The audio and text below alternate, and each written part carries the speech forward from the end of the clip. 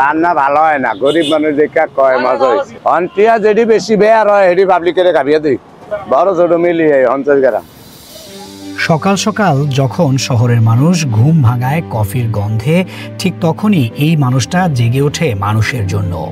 এটাই ভাইরাল মিজান ভাইয়ের হোটেল, যেখানে প্রতিদিন 5 থেকে 600 মানুষের জন্য রান্না হয় বিশাল আয়োজনে ভাত আর গরুর মাংস। কত কেজি বলতে কি, আজকে আমরা 60 কেজি, প্রতিদিন 60 কেজি, আবার একটু বেশিও করি যদি জনসংখ্যা হয়। শুক্র শনিবার একটু বেশি করা। রান্না একবারেই 12টা থেকে 4টা পর্যন্ত। ভাত 100-120 কেজি না, আমরা ওরকম ভাবেই করি যে মাংস আর ভাত জানি সমান সমান থাকে। প্রতিদিন একবেলা খাবারের জন্য লাগে প্রায় 60 থেকে 70 কেজি গরু আর ভাত। আর সবকিছু হয় এই একটাই উদ্দেশ্যে, গরিব দুস্থ রিক্সা চালক দিন মজুরদের মুখে একবেলা হাসি ফোটানো। শুধু তাই না, প্রতিদিন 30 থেকে 40 জন মানুষকে বিনা পয়সায় খাওয়ান মিজান ভাই।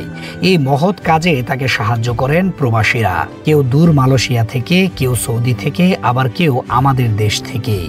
এখন তো দূর দূরান্ত থেকেও মানুষ আসে শুধু একবার মিজান ভাইয়ের ভাতের হোটেল দেখতে এবং তার হাতের খাবার খেতে।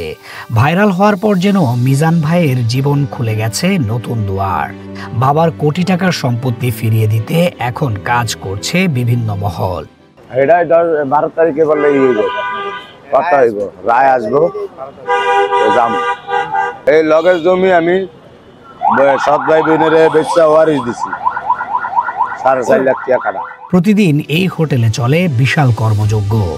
বড় বড় ডেগে ভাত, মাংস, আলু আর মানুষের ভালোবাসা একসাথে ফুটতে থাকে আগুনে। আর সবশেষে মাত্র 100 টাকায় অসীম ভাত আর 1 পিস গরুর মাংস। ঝোল চাইলে যত খুশি আর আলু যত ইচ্ছা।